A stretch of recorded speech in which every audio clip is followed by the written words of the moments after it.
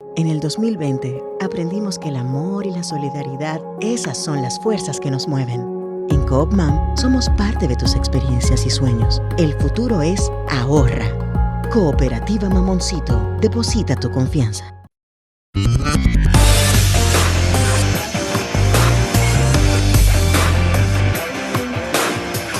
Desde la República Dominicana soy Ivonne Ferreras, aquí estamos en martes, un martes bastante caluroso, muy caluroso, aunque está matizado por algunas lluvias, también con otras informaciones que son importantes en el día de hoy, como por ejemplo la decisión respecto a las alcaldías del Distrito Nacional y por supuesto también del Gran Santo Domingo. Le dieron 3 días a los partidos políticos para poder quitar todos esos letreros de campaña que de manera extemporánea se viene realizando y que han regado, señores, por todas partes con un embadurnamiento y con una contaminación ambiental, que eso es impresionante. Por supuesto, algo de lo que nosotros no podemos zafarnos, pero empezar a sufrirlo de manera extemporánea es una barbaridad y ciertamente lo estamos sufriendo desde hace tiempo, porque díganme ustedes si no es ahora que se ha dicho que se dejó abierta formalmente la pre-campaña, desde cuando no venimos nosotros observando esas grandes vallas y esos grandes letreros de gente que ofertándose para postular a posiciones que tienen que ver con el ordenamiento, con la administración,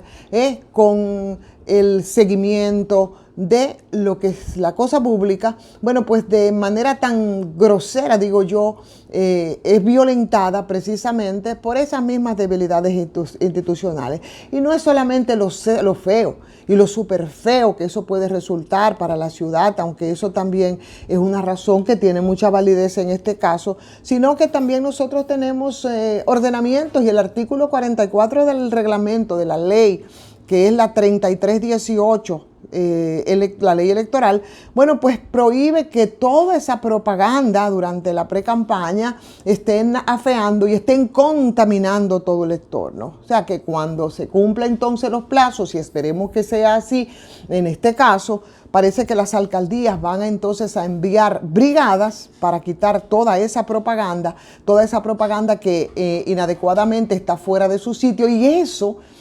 eso, señores, incluye también a muchos aspirantes precisamente a los cargos municipales. El escándalo del tema de agricultura. Ayer estábamos bastante entretenidos con las denuncias respecto al caso de Miki López y las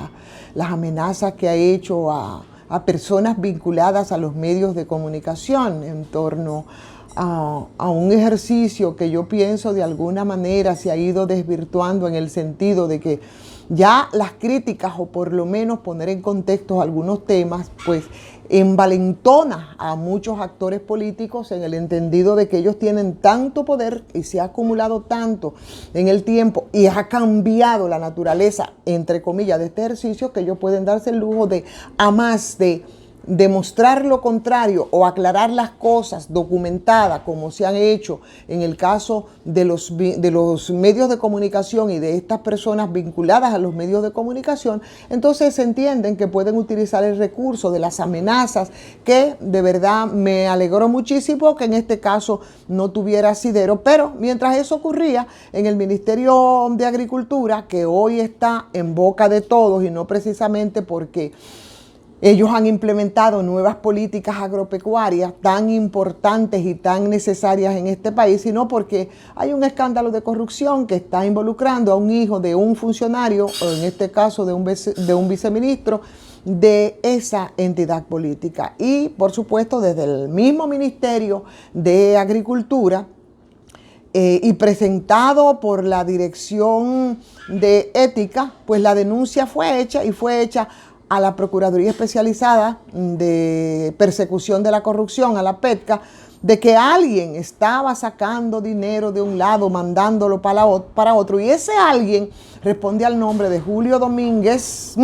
que es mejor conocido como Julito el Carnal, que era quien redirigía los fondos de agricultura con la ayuda de un empleado, que también fue identificado su nombre como José Paredes Elizondo. Y por supuesto, aprovechando que este señor era hermano o hijo del viceministro del viceministro administrativo y financiero de esa entidad, bueno, pues se consiguió acceso entonces al net banking de ese viceministro, entró a sus cuentas y el resto ya ustedes saben cuál ha sido el cuento. El resto involucra, y no me digan que es una cantidad pírrica, como veía ayer decir mi querido amigo Marino El Cebib, que son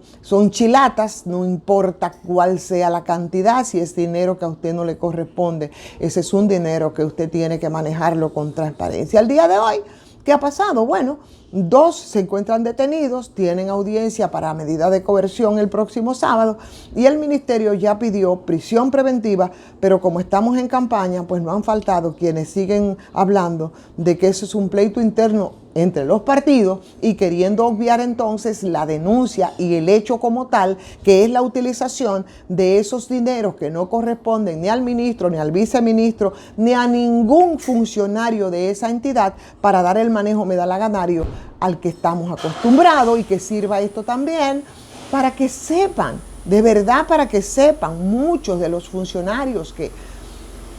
vinieron a ocupar funciones en el entendido que podían reivindicar exactamente las mismas prácticas deleznables que llevaron a la población dominicana a las calles con una consigna casi de guerra, que era no corrupción, no impunidad, y devolver el dinero robado y el dinero tomado inadecuadamente, y que son parte del erario y que es parte del dinero que todos aportamos. Por otra parte, señores, también me gustaría rápidamente ver el tema y una cosa con otra se entrelazan, por supuesto que sí, porque en esta campaña nosotros veremos muchas situaciones, y una de las que a veces manejada desde el morbo, pero que yo creo que amerita una reflexión en otra dirección, respecto a algunas actuaciones de los políticos que, si bien hay muchos que ya no se sorprenden de muchas de estas actuaciones, sobre todo si se está en campaña, pero el tema de los acuerdos, el tema del transfugismo, el tema de las faltas de protestas de las personas que van a someterse al escrutinio público, y por supuesto los entrecomillados acuerdos electorales entre los partidos políticos, en este caso el del expresidente Leonel Fernández y el transportista Juan Ubiere, o el empresario del transporte Juan Ubiere, que es presidente de un movimiento que se llama Rebelde, donde se ha centrado toda la atención del país, que no ha podido pasar por alto que este señor político que colocó en el 1994 al lado del expresidente Joaquín Balaguer con aquel mentado Frente Patriótico para decepción de toda una generación que entendía que en ese proceso de tránsito y cambio en el que esos viejos caudillos ya se había cumplido su momento, su época y sobre todo la gravitación en la vida política del país, se suponía que eran precisamente esos actores que correspondían a una nueva generación los que vendrían a implementar nuevas formas de hacer política, y ahí se engloba al expresidente Leonel Fernández, que al final lo que hicieron fue convertirse en herederos de las fuerzas conservadoras que pastoreaba precisamente el viejo caudillo Joaquín Balaguer, y que hoy está pactando justamente con un dirigente que se ha autoproclamado desde siempre como de izquierda, pero que está más cerca, parece ser, de situaciones muy cuestionadas y muy criticadas al punto de llevarse la connotación de bandolerismo urbano con acciones relacionadas precisamente con lo que hace, que es el manejar el tema del transporte, que de plano hay que decir que también es algo irresuelto aquí en el país. Y como una reacción a los pactos electorales que vamos viendo, a los que utilizan precisamente el tema de la política como si fueran mercachifles y venduteros, y a modo de recordatorio, bueno, pues las redes han estado ahí bastante presentes con los videos en los que el señor Juan Ubiere, como comandante rebelde, como él se ha autodenominado, despotrica contra el expresidente Leonel Fernández con una virulencia y una acidez propia del señor Juan Uvieres, y precisamente las palabras que utilizaba muy fuerte era de que Leonel era un gran delincuente. Yo me pregunto, el tiempo que ha transcurrido desde que emitió esas declaraciones Juan Uvieres hasta la fecha, yo creo que no es el suficiente como para que en acciones, ¿verdad?, y actuaciones, el expresidente Leonel Fernández haya cambiado y desarraigado de repente ese mote de delincuencia que lo lleva a él incluso a levantar la mano, así como lo hizo en 1994 Leonel Fernández con Balaguer en el Frente Patriótico, y ahora resulta que más que un delincuente es una especie de Madre Teresa de Calcuta. O sea que lo que parece en medio de este caso no mortifica ni preocupa ni a uno ni a otro, porque en el caso de Leonel Fernández, que también anda como una especie de desesperación, procurándose afectos y procurándose alianzas, no importa de qué litoral puedan venir, en un intento desesperado de nuevo por alcanzar la presidencia de la República, no candidatura, porque para eso él adquirió una organización con el único objetivo de ser candidato presidencial. Pero yo creo que los ciudadanos y las ciudadanas debemos mantener ojo visor respecto precisamente a todos estos trastueques que parecen, y repito, una especie de mercados, de mercachifles, de venduteros al mejor postor, para que escrutemos de manera juiciosa los que se nos estarían proponiendo en esta coyuntura electoral, donde cualquier cosa parece que puede pasar.